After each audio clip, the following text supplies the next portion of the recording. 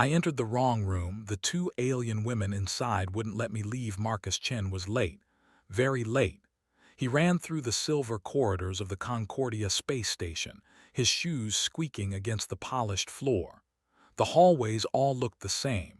Endless metal walls. Identical doors. Soft blue lights overhead. Marcus checked his datapad again. Room 7A. He needed to reach Room 7A in 3 minutes or his boss would kill him. Stupid station, Marcus muttered. Stupid identical doors. 3 weeks ago, Marcus was sitting in his small apartment on Earth, working a boring office job. Then his cousin got him an interview. Now he was here. Assistant to Earth's diplomat at the Galactic Council. It sounded impressive.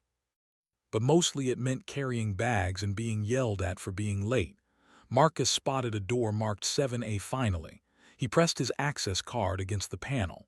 The door slid open with a soft hiss. Cool air rushed out. Marcus stepped inside without looking up, already apologizing. Sorry I'm late, Ambassador Kim. The elevators were. The air smelled like vanilla and something else, something sharp and electric, and there were two women staring at him. No, not women, alien women. The first one stood near the window. She was tall, very tall, at least 7 feet. Her skin looked like white opal, shimmering with rainbow colors when she moved. Her face was beautiful but strange. High cheekbones, large eyes that glowed pale blue. Instead of hair, she had crystalline structures growing from her head like a crown of diamonds. She wore flowing robes of deep purple. The second alien sat on a curved couch. She was smaller, maybe 6 feet tall, but she had 4 arms. Her skin was dark green, covered in glowing patterns that shifted and changed colors. Blue, purple, green, like a living light show. Her eyes were completely black like pools of ink. She wore a tight-fitting suit covered in silver symbols. Both of them turned to look at Marcus at the exact same moment.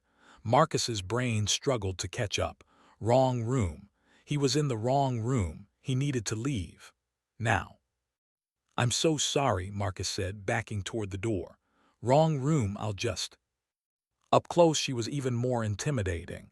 Wait, she said. Her voice was strange, musical, like she was singing and speaking at the same time. You are the human. I'm late for... Her glowing eyes moved up and down, examining him like he was an interesting puzzle. Yes, Valera said. Look at him, Zin.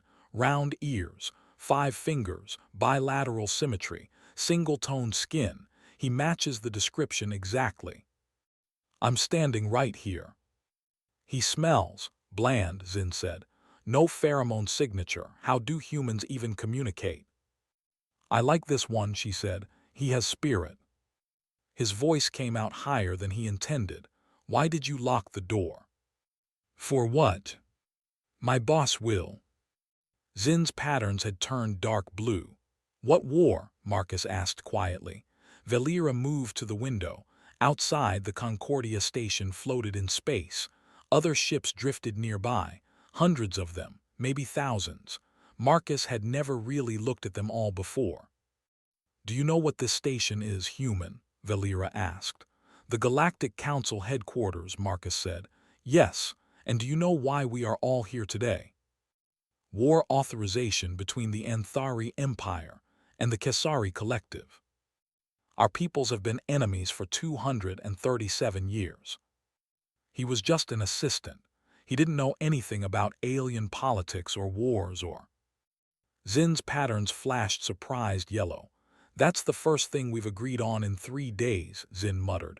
Valera turned back to Marcus. Her glowing eyes were pleading now. You are neutral, she said. Your species just joined the council last month. You have no economic ties to either of our empires, no political alliances, no reason to favor one side over the other. The Velori support us because they hate the Draxans. Everyone has an agenda. This is crazy, he said. You can't just kidnap me. What is your name? All 4 arms moved in a complex gesture. We are not cruel beings, Valera continued. We do not wish to hold you against your will, but we are desperate. In 6 hours, the council votes. If that vote passes, our peoples go to war. Millions will die. Perhaps billions. Her voice cracked. The musical quality faded, revealing raw emotion underneath. The northern Crystal Provinces. It will be the first place attacked. My parents are there. My younger siblings. They refuse to evacuate. They say it is their home. These weren't monsters, they were people, scared people trying to save their families. But what can I do? He asked. I'm not a diplomat, I'm not a negotiator. I'm just an assistant who can't even find the right room. Perhaps you found exactly the right room. We have been trying to negotiate for 3 days, she said. Just Zin and I in secret, away from our governments and their demands. We thought if we could just talk, being to being, we could find a solution. Emotional resonance. We've been using the standard translation devices, but something keeps getting lost. For real understanding, they fail. But also smell, body language, facial expressions. You're generalists, not as good as specialists at any one thing but adequate at many things. Wanted to cry, this was insane. But as he looked at these two powerful, desperate aliens, he realized something. They were trapped just like him, trapped by politics, by history, by the limitations of their own biology, and they thought he could help. 6 hours, he asked. 6 hours, Valera confirmed. Zin checked a device on one of her wrists. Her patterns flashed urgent red. 5 hours and 57 minutes now, she corrected. We have 5 hours and 57 minutes until the vote. You're staying whether you like it or not, human. Our people's survival depends on it. I'm in, but someone needs to explain this whole war thing to me, from the beginning, in simple terms. Outside the window, the ships of 100 worlds floated in space, waiting for a vote that would decide the fate of billions. And in one small room, 3 beings from 3 different worlds prepared to attempt the impossible. Marcus pulled out his datapad one more time. Still no signal. This is going to be a long 6 hours, he muttered. Zin chittered. At least it will not be boring. This war, maybe start with why you're fighting. Valera's crystalline crown began to glow brighter, pulsing with angry red light. Zin's patterns flashed aggressive orange, and she stood up, all 4 arms spread wide in a threatening posture. Stop, Marcus shouted. Both of you stop. Both looked surprised that a human would dare raise his voice to them. Marcus took a deep breath. Okay, new rule. 1 person talks at a time. Valera, you first. Explain your side. Zin, you stay quiet until she's done. 70 years ago, she began, the Anthari Empire and Kesari Collective signed the Treaty of Shared Stars. It established borders, trade agreements, peace. Sacred spaces for both our peoples, areas we agreed never to develop or militarize. This sector was specifically listed in the treaty as Anthari Sacred Territory, our meditation grounds, our spiritual center. Valera continued. We protested through official channels. The Kesari refused to leave. They claimed the territory was theirs according to the treaty. We showed them the documents. They showed us different documents. Both sides claimed the other was lying. It is physically painful for us. A few shots fired, no deaths yet, but close, very close. Your turn, what's your version? Everything was translated. We lay our eggs there, raise our young. It is the foundation of our civilization. Breeding sacred space and meditation sacred space differ by only a few syllables. The translators made a mistake. Both sides received treaty documents that said different things. 70 years of respecting what we thought was our land. So you're going to war over a translation error. Neither can back down without looking weak. To compromise now would be considered betrayal of our ancestors. If your governments won't back down, what's the point? By accident. Epic tales of heroes and adventures. Marcus felt something shift in the room.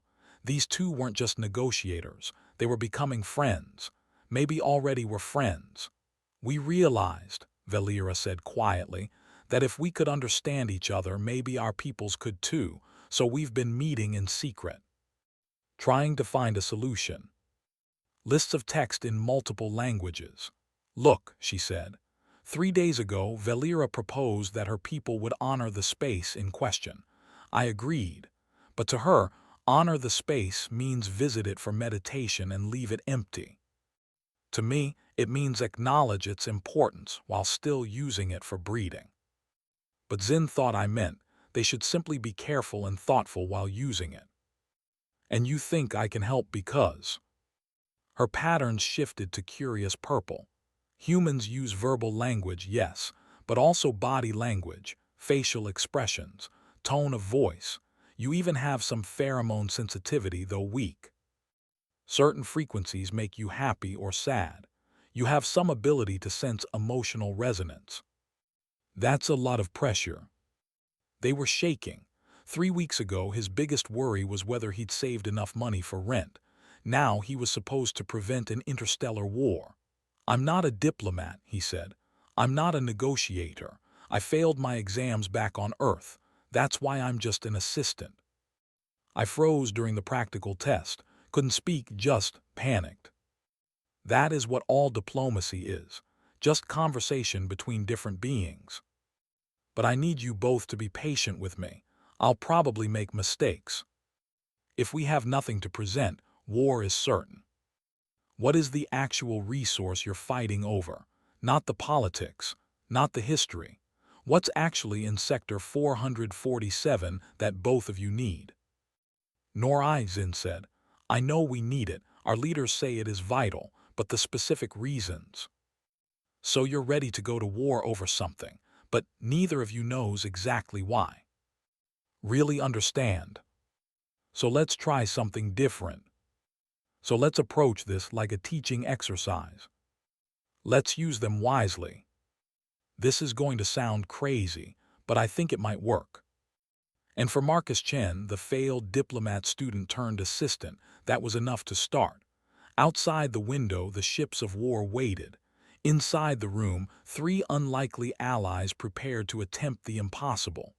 Okay, Marcus said, rolling up his sleeves. Lesson 1, how to actually understand each other. Let's begin. Marcus stood in the center of the room, surrounded by objects he had gathered, cushions from the couch, utensils from the suite's small kitchen, fabric from the wall hangings, even some decorative plants. Valera and Zin watched him with confused expressions. What exactly are you planning? Valera asked. An experiment, Marcus said. Both of you sit down, one on each side of this table.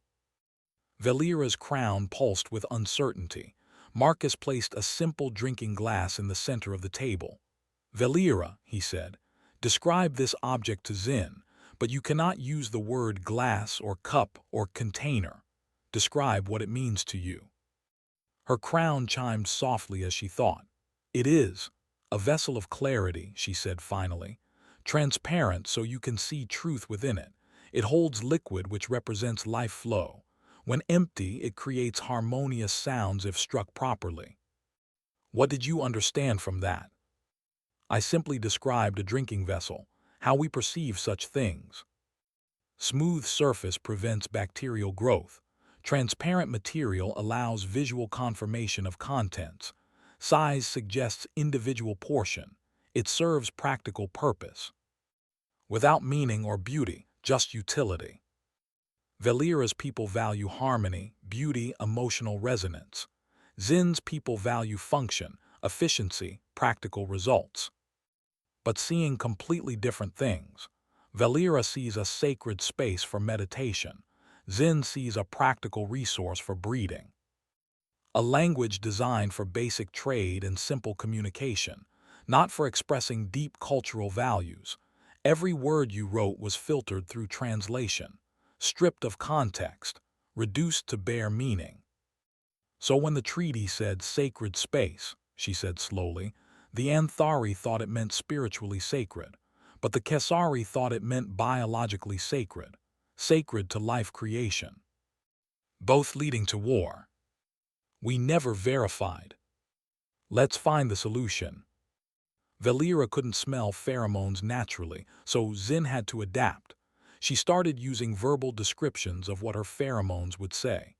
Caution smell here became be careful, obstacle ahead. Safe path scent became this way is clear. Valera bumped into furniture. Zin got frustrated, but slowly they found a rhythm. Second game, Zin had to interpret Valera's harmonic communication. Valera would hum different frequencies and Zin had to guess the emotion. Marcus helped calibrate. High, quick tones meant excitement. Low, slow tones meant sadness. Medium, wavering tones meant uncertainty. This is exhausting, Zin complained after 20 minutes. All four of her arms drooped with tiredness. Because you are actually trying to understand each other, Marcus said. Not just translating words. Understanding requires effort. This is Sector 447, the disputed territory. Both of you want it, but you cannot simply take it or fight over it. You must show me, using only these objects, why you need it. Arranged them in a circle around the cushion. Then she hummed. The sound was beautiful, sad and hopeful at the same time. These stones represent our people, she said softly.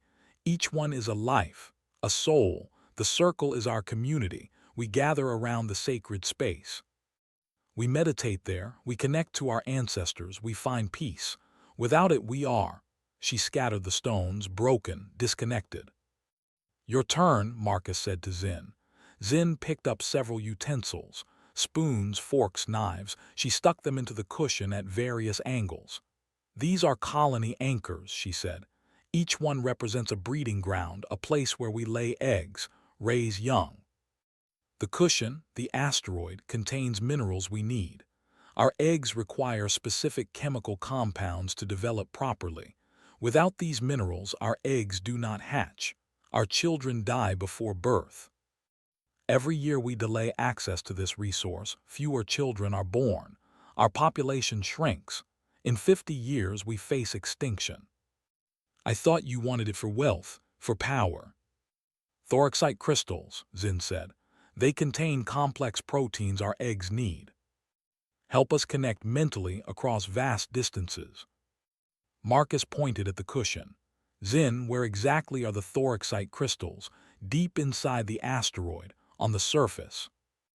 Exposed to space, they must interact with cosmic radiation to develop proper resonance. You are fighting over the same rock, Marcus said, but you need completely different parts of it. Zin needs what is inside. Valera needs what is outside. You are not actually in competition. Share the resource, Zin finished. Why not? Marcus said.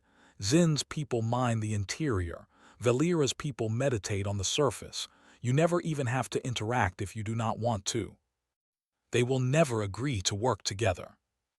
Your homeworld just joined the council. You have no alliances, no economic ties to either empire. To show you belong in galactic politics. Hope shone in her glowing eyes. It must work, Zin said. We have no other options. Something we can present to the council. No offense, human, but you are an assistant.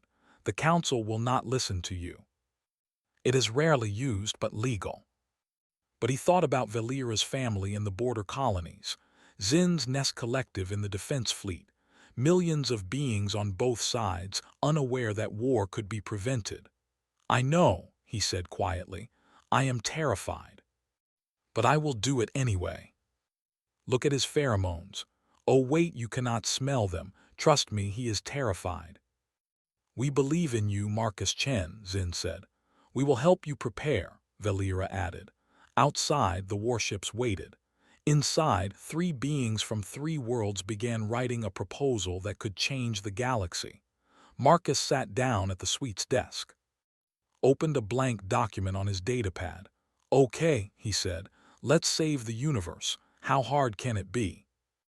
His fingers hovered over the keyboard. Nothing came out. Just write something, he muttered to himself. Anything. Perhaps start with the historical context, she suggested. Explain the Treaty of Shared Stars, the translation error, the misunderstanding that led to. Make them feel the urgency, the lives at stake, the families who will die if. Academic papers, work documents, but this was different. This was a speech that could prevent a war. The pressure was crushing. "Tell me something," he said, turning to face them. "Why do your people actually want this asteroid, not the official reasons? Not what your governments say. What is the real, honest truth?"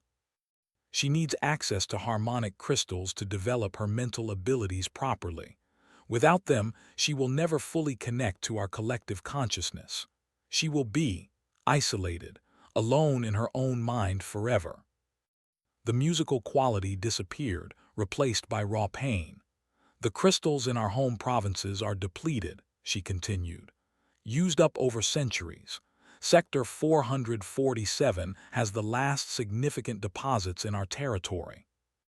Without access, an entire generation of our youth will grow up disconnected, broken." 27 eggs. We celebrated, it was joyful. Our bodies cannot produce the proteins needed to make healthy eggs. Kix cries every day, blames herself, but it is not her fault. It is the resource shortage. In ways that do not make the news feeds. People who think they are fighting for survival.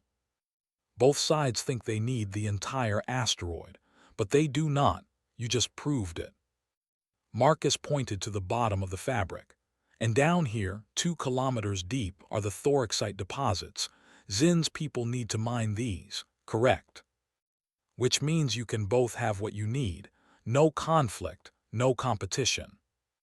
How do we ensure neither side takes advantage?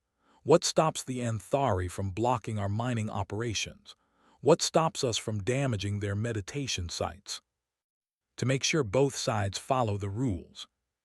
And they are very, very eager to prove they belong on the galactic stage. We have no economic ties to either empire, no political alliances, no history of favoritism. We are the definition of neutral. We get economic opportunity. Managing the mining and meditation operations means jobs for humans. We get political prestige, showing we can handle serious responsibility. And we get to prove we are not just the new kids who stumbled into the galactic community by accident. We run interference if disputes arise. We take a small percentage of both resources as payment, harmonic crystals and thorexite that we can study, maybe find new uses for.